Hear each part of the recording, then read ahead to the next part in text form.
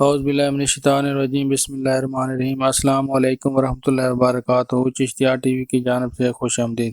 دوستو، آج میں آپ کو بدن پر داغ دھبوں سے نجات کے لیے ایک بہت ہی مجرب وظیفہ بتا رہا ہوں۔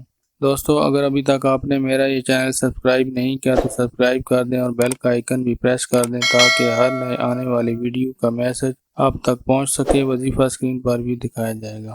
دوستو، اب آتے ہیں وظیفہ کی طرف۔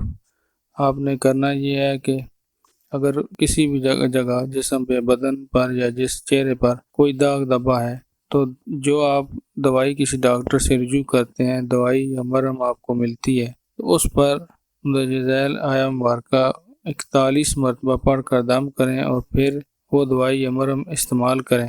انشاءاللہ ہر طرح کا داغ دھبا دور ہو جائے گا۔ آپ نے کس طرح پڑھنی ہے؟